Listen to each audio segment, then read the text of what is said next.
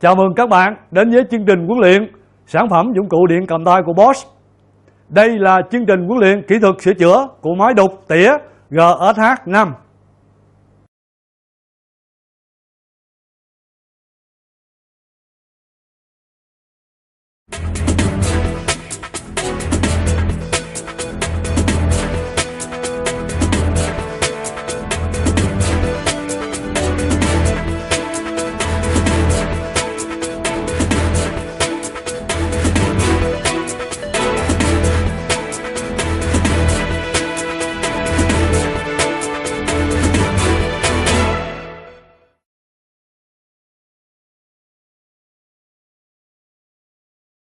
Bước đầu tiên là chúng ta sẽ thử máy.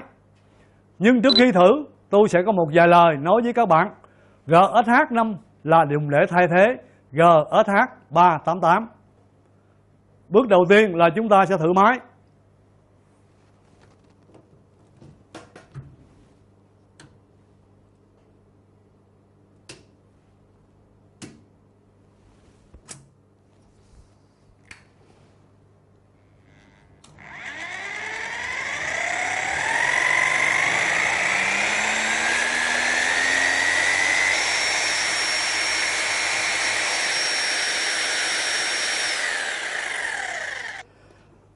GSH5 là loại máy với công suất thấp là 5,2A. Như vậy thì trong lúc thử, chúng ta quan sát đồng hồ ampe ở ngay trên giữa này. Với cái dòng điện cho phép là 2,7 hoặc 2,8A. Nếu được vậy là coi như là bên trong chuẩn, không có gì trở ngại. Rồi.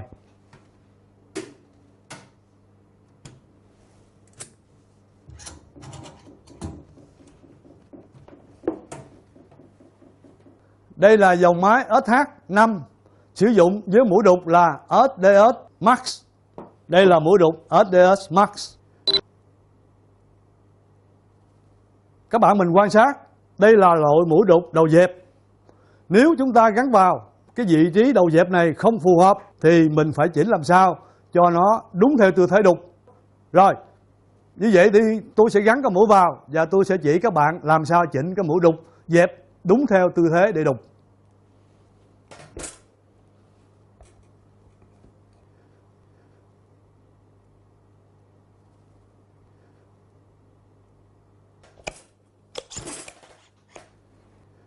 Các bạn mình quan sát cái mũi dẹp đang nằm ở tư thế như thế này.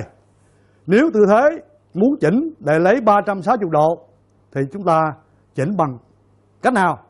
Các bạn mình quan sát ở đây có cái cần. Mình sẽ chuyển cái cần này qua ngay vị trí có cái hình mũi tên theo vòng tròn. Lúc đó có nghĩa là cái trục sẽ được tháo lỏng ra, không có bị khóa chết. Như vậy thì chúng ta sẽ chỉnh được cái đầu mũi đục thích hợp theo tư thế để đục như thế này.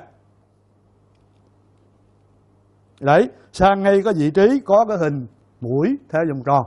Sau đó chúng ta sẽ chỉnh được cái mũi. Đây, các bạn mình thấy tôi đang chỉnh mũi. Cái mũi này nó sẽ được chỉnh với điều kiện là các bạn phải chuyển đổi cái cần ở đây. Rồi bây giờ tôi sẽ tháo mũi ra và tôi hướng dẫn các bạn cách sửa chữa tháo ráp như thế nào.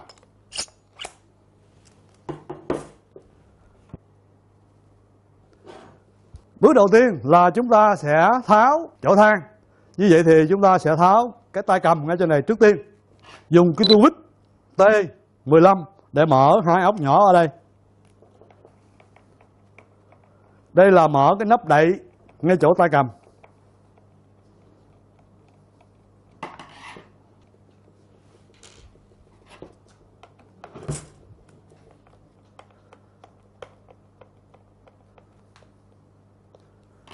Sau khi đã mở hai ốc thì ta có thể gỡ được cái nắp đậy chỗ tay cầm.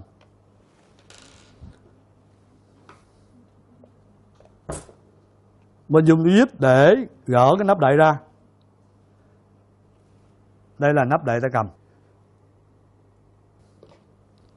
Và phần kế tiếp là chúng ta sẽ tháo cái phần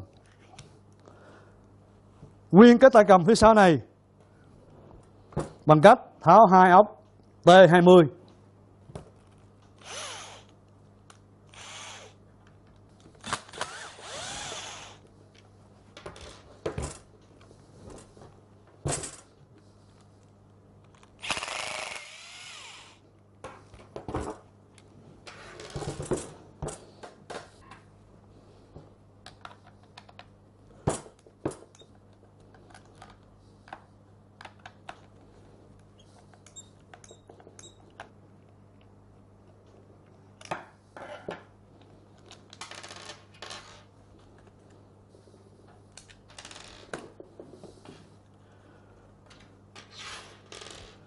Đây là phần công tắc của máy.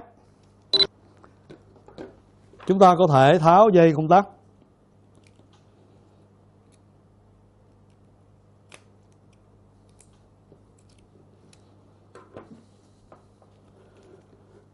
Sau đó thì mình sẽ lấy phần công tắc ra. Và như vậy chúng ta không cần quan tâm đến dây điện và công tắc nữa.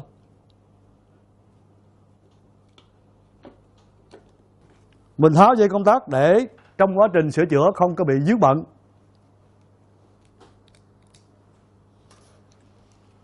Đây là phần công tắc đã được lấy ra. Chúng ta có thể để qua một bên.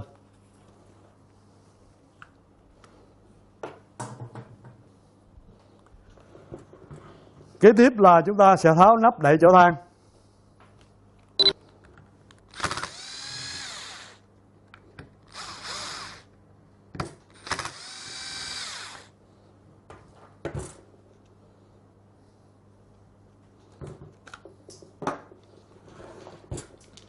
Đây là nắp đậy chảo than đã được tháo rời.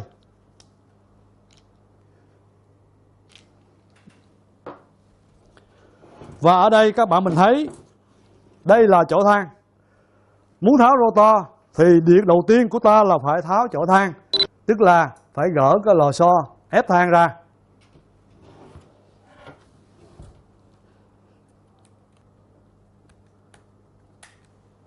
Và ta sẽ lấy chảo than. Đây là chảo than của máy đục GSH5. Kế tiếp là mình thấy phần chảo than còn lại.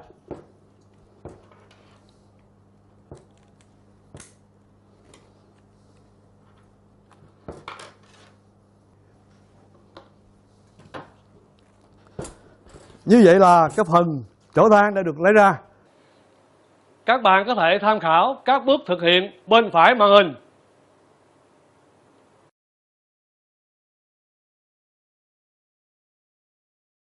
Bây giờ kế tiếp là ta sẽ tháo cụm mũi. Nhưng ở đây các bạn mình thấy có cái tay cầm thì mình phải cô lập để tay cầm không có vướng bận trong quá trình sửa chữa.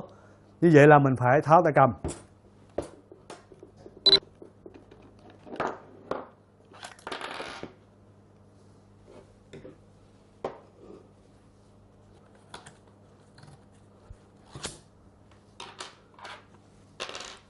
Bắt đầu mình sẽ tháo ngay cái nắp cao su chắn bụi vào cái trục như thế này.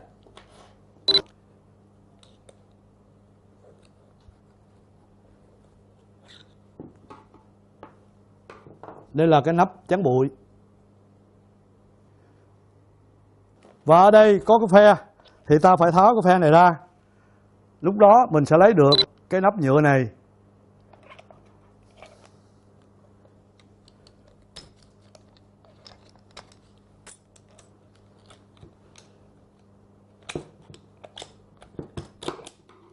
Đây là cái phe hình chữ C đã được lấy ra.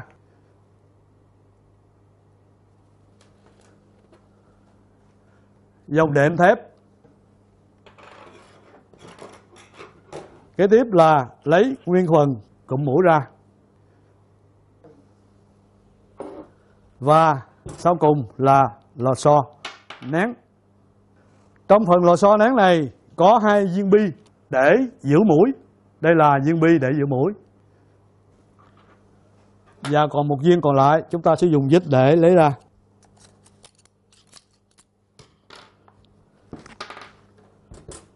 Đây là viên kế tiếp.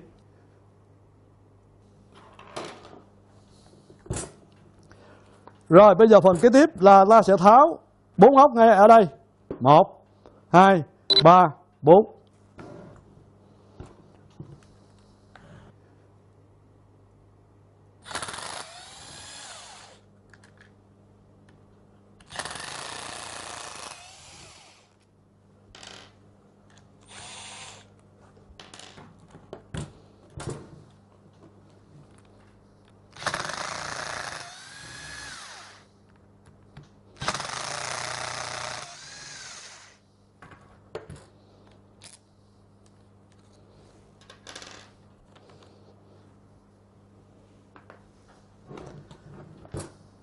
Và ta sẽ lấy được cái nắp đậy ngay chỗ có hộp chứa bánh răng như thế này.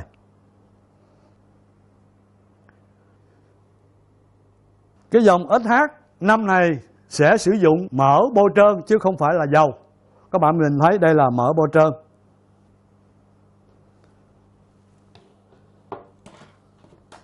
Bước tiếp theo là ta sẽ lấy cái dòng thép bên trong như thế này, dùng cái kềm mũi nhọn.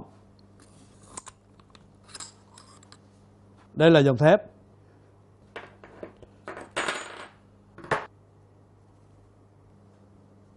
Kế tiếp là ta sẽ tháo được nắp nhựa đen.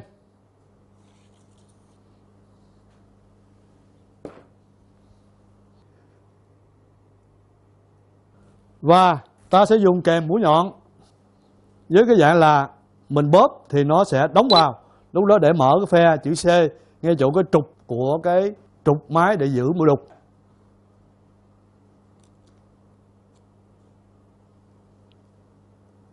Đây là phe chữ C. Và kế tiếp là chúng ta sẽ dùng búa để lấy nguyên cái trục và cái bạc. Và đây các bạn mình lấy ra nguyên cái trục. Thì nguyên cái trục này, ở trong này nó có cái lò xo. Đây. Thì lò xo là ở đây. Như thế này. Thì bên trong trục là thanh đập. Nó có thanh đập nằm bên trong. Và kế tiếp là ta sẽ lấy piston. Đây là piston của cái máy đục GNH5. Thì đây piston và cái tay dên dính thành một khối. Khi thay piston là luôn cả tay dên và piston dính thành một bộ, chứ không phải thay piston rồi cái tay dên rời. Và cái bộ phận để chuyển đổi vòng tròn thành lực thẳng đó là bánh xe lệch tâm. Mình dùng cái kềm mũi nhọn để tháo bánh xe lệch tâm. Đây là bánh xe lệch tâm. Và ở đây các bạn mình thấy sẽ có dòng bi đũa. 2 dòng bi đũa đặt vào bên trong hộp. Đây là dòng bi đũa thứ 2. Khi ráp vào, mình sẽ ráp dòng bi đũa vô trước như thế này. 1. Dòng bi đũa kế tiếp. Trong quá trình bánh xe lệch tâm này quay vòng tròn để giảm bớt lực ma sát là phải có một cái lông đền thép. Đây là lông đền thép sẽ được đặt vào cái cốt của bánh răng lệch tâm như thế này. Sau đó thì các bạn mình sẽ ráp vào cái chỗ dòng bi đũa. Thì trong quá trình mình tháo ra, mình có thể quan sát cái bánh răng mình lệch tâm này có bị mẻ hay không. Nếu trường hợp bị mẻ bánh răng này, tức là bánh răng của cái đầu rotor cũng bị ảnh hưởng. Như vậy thì để bảo đảm chất lượng kỹ thuật cao là khi thay bánh răng lúc bị mẻ là ta phải thay luôn rotor. Vì cần thiết nhất là cái đầu rotor nó cũng có những cái bánh răng, 2 cái nó khớp với nhau thì mình phải thay đồng bộ cả hai. Lúc đó thì cái kỹ thuật nó cao, lúc đó máy sẽ hoạt động êm hơn.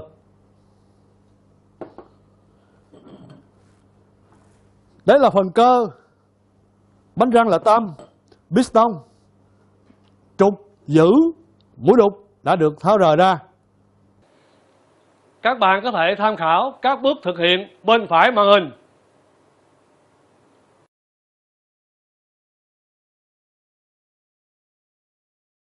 Và phần còn lại, đây là cái bộ phận. Ở đây gồm có thứ nhất rotor và bên trong đó là stator. Muốn tháo rotor thì ta phải tháo 2 ốc ở đây. Lúc đó mình sẽ tháo được rotor.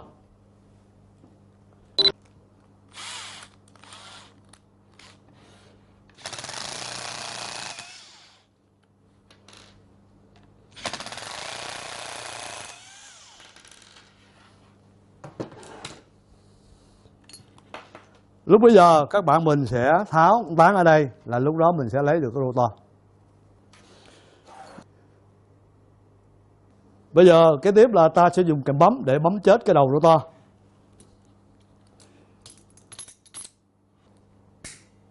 Đấy. Bây giờ đã bấm chết cái đầu của rotor, và kế tiếp ta dùng một cái khóa 13 để mở một con ốc tán ở phía sau đuôi rotor như thế này.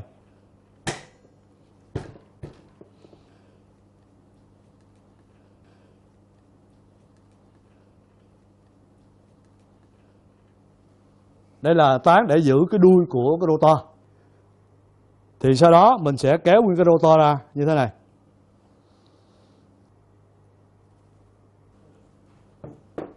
Kế tiếp là ta sẽ lấy cái dòng bi đuôi của rotor ra. Ở đây sẽ có cái dòng đệm. Dùng vít nhỏ để nại nhẹ thôi. Đây là dòng bi đuôi của rotor. Luôn luôn dòng bi đuôi này nó đi chung với cái dòng đệm. Như thế này. Và đây là một bộ gồm có rotor, dòng bi đầu, dòng bi đuôi và dòng đệm. Khi chúng ta đặt hàng thay rotor là nó gồm có đầy đủ như thế này.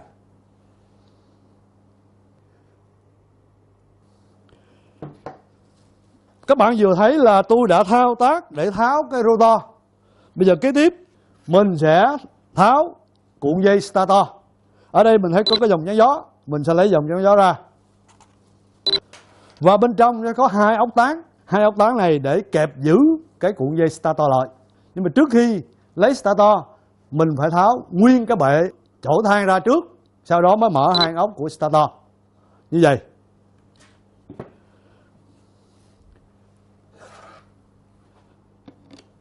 Ở đây là 4 ốc cùng một cỡ với nhau, sử dụng cái loại đầu Phillips, tức đầu hình chữ thập. Như thế này.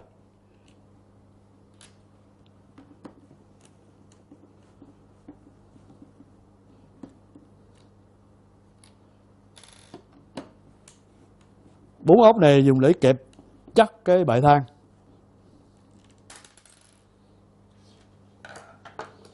Rồi, kế tiếp ta dùng một cái tua vít dẹp để nại lấy cái phần bệ than ra.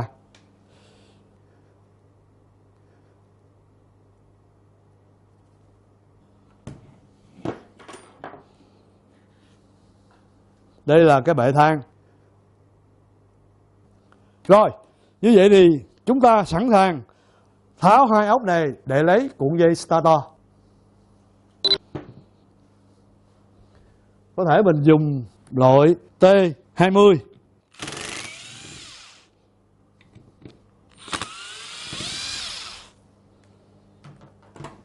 Đây là hai ốc kẹp để giữ chặt starter vào vỏ máy.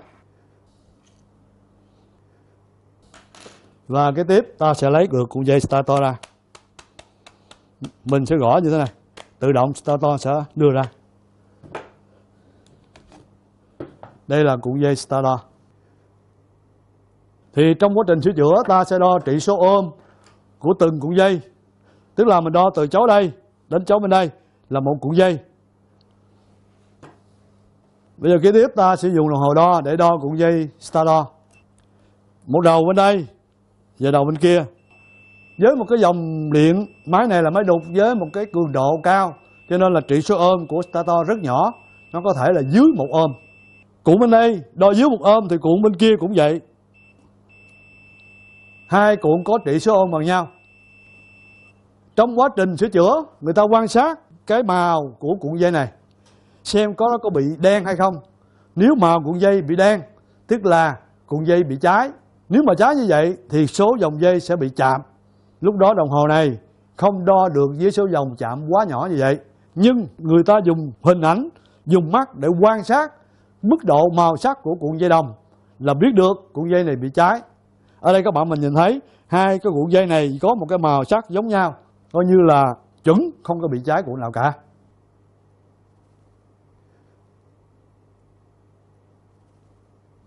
Như vậy là thời gian qua tôi đã hướng dẫn các bạn thao tác tháo starter, rotor, trục máy đục, piston và bánh răng là tâm.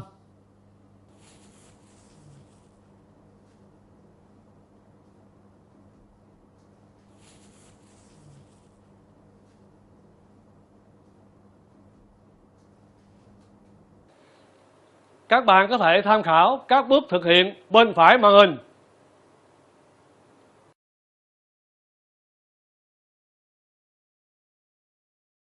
Kế tiếp là ta sẽ ráp bánh răng là tâm vào trước.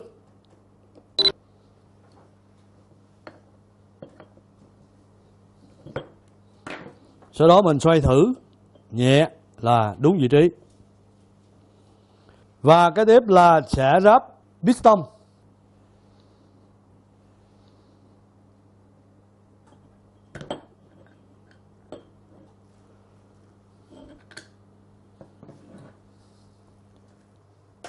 Và cái tiếp là đưa cái trục vào.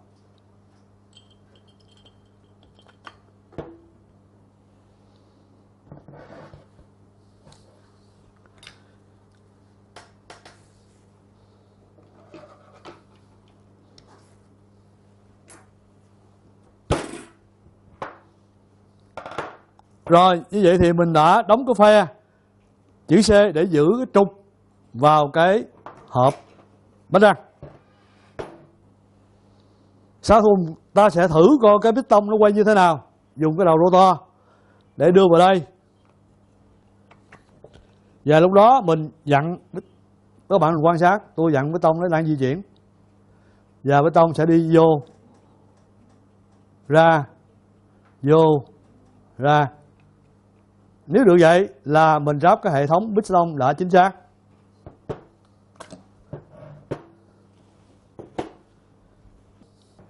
Coi như là phần cơ chúng ta đã được ráp xong.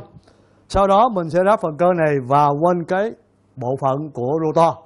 Bây giờ mình sẽ ráp tiếp cái phần stator vào cái vỏ máy.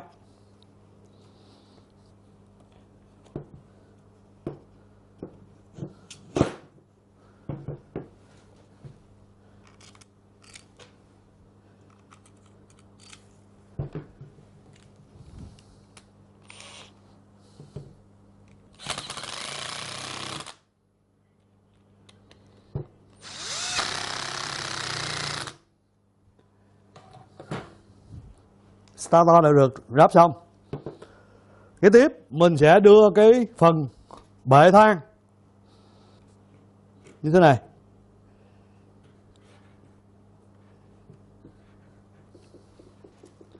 Và mình siết 4 ốc.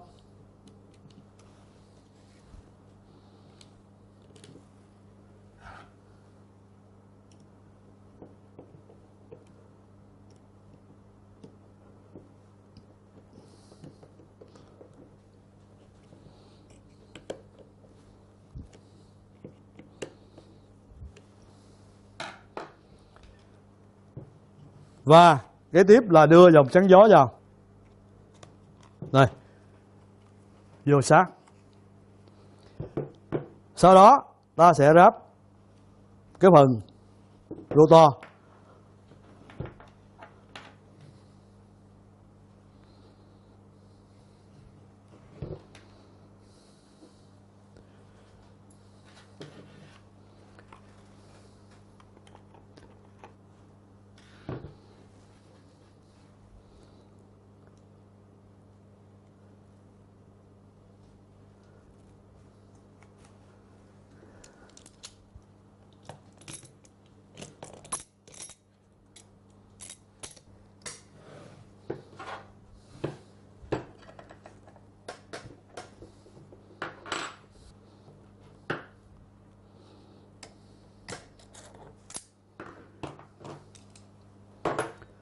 Và cuối cùng là cái nắp đậy cái dòng bi chỗ rotor cho miếng mỡ bò.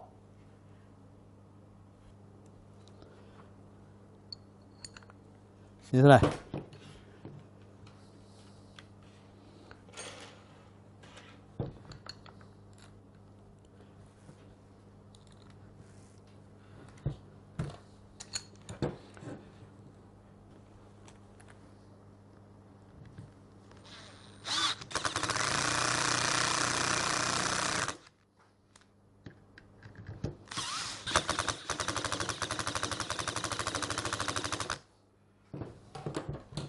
Sau khi viết xong mình xoay thử cuộn dây rotor.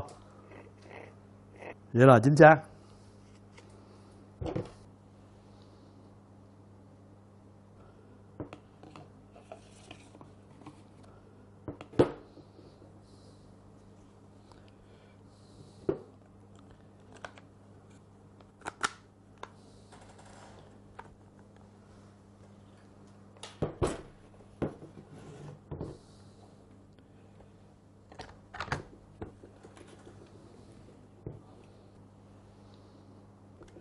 Rồi chúng ta sẽ siết 4 ốc.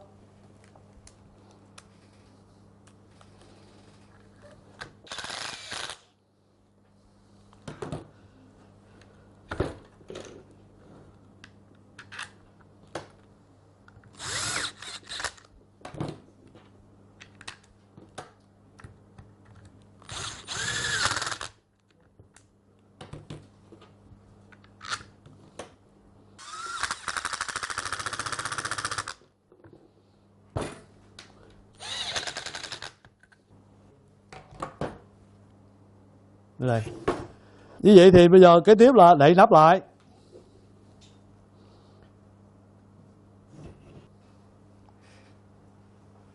Các bạn thấy có cái dòng đệm ở đây. Nếu trường hợp mở nó chảy ra thì cái dòng đệm này nó chặn lại, không cho mỏ bò thoát ra ngoài.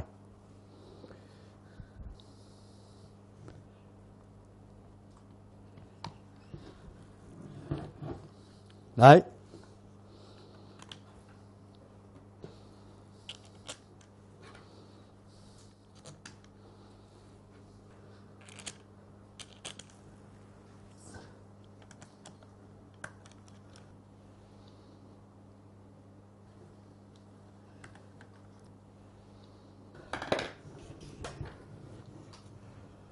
Kế tiếp là chúng ta sẽ ráp cái phần còn lại, sẽ đi vô đây. Đấy.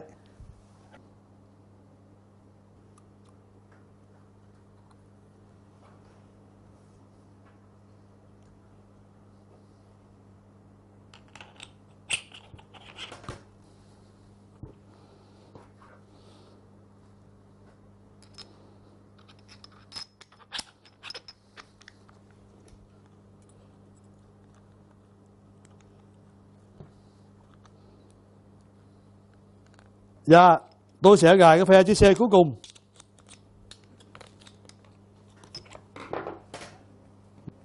Sau đó ta sẽ gắn cái nắp chắn bụi.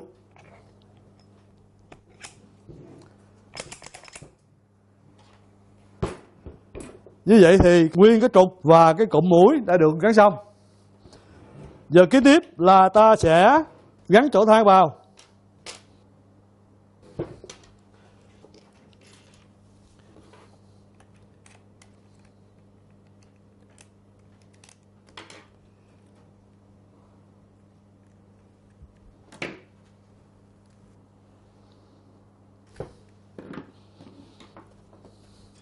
Và một chỗ thang còn lại cuối cùng.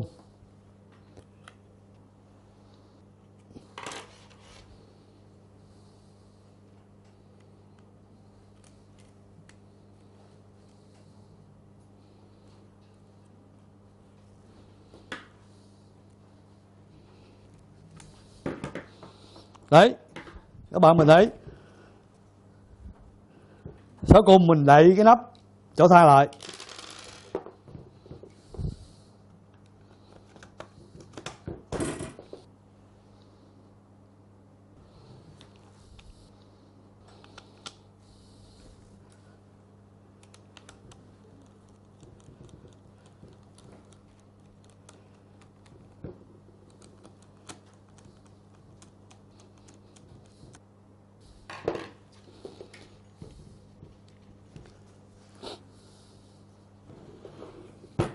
Tiếp là mình sẽ gắn công tắc vào. Như vậy là tôi đã nhét sợi dây điện vào để đưa đến phần công tắc. Thì phần công tắc nó sẽ được ráp như thế này.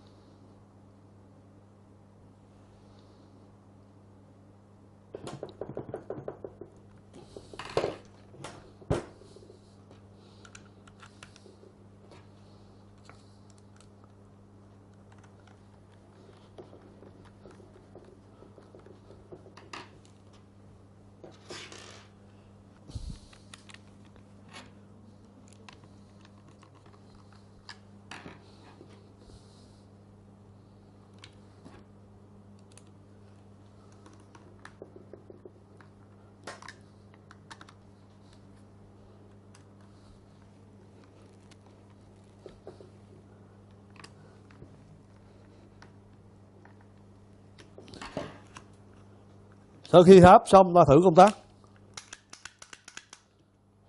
Và kế tiếp là mình sẽ đậy nắp công tắc lại. Các bạn nhìn thấy có hai cái gù đây, mình phải chú đầu xuống trước như thế này.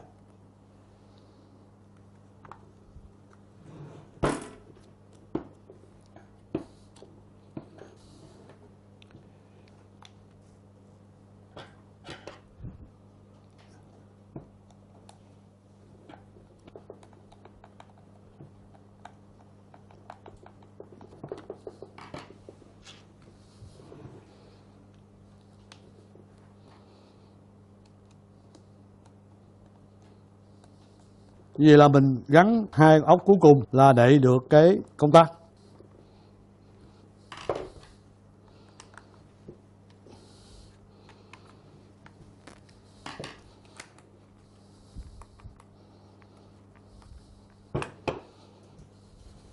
Rồi sau khi đắp cái phần nắp đậy công tắc xong, ta phải kiểm tra công tắc lại coi có bị kẹt hay không. Như thế này. Giờ mình phá chết công tắc là cái này. Buông tay ra là nó sẽ phá công tắc. Đây là khóa công tắc. Và nếu mà muốn nhả cái này ra, mình chỉ cần bóp công tắc là nó tự động nó nhảy lên. Nếu được vậy là mình ráp phần công tắc chính xác. Như vậy thì tôi vừa hướng dẫn các bạn xong cái phần lắp ráp rotor, stator và hệ thống cơ. Và cái cuối cùng là tay cầm của máy SH5.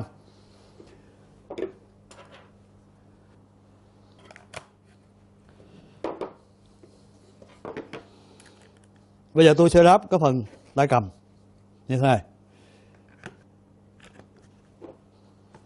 Và mình sẽ siết tay cầm cứng trở lại. Lúc đó mình điều chỉnh tay cầm đúng theo vị trí mình muốn. Nếu được vậy tức là mình lắp hệ thống tay cầm chính xác. Sau đó mình siết cứng lại. Như vậy là chúng ta đã hoàn thành chương trình huấn luyện kỹ thuật sửa chữa máy đục GSH5. Chúc các bạn thành công. Các bạn có thể tham khảo các bước thực hiện bên phải màn hình.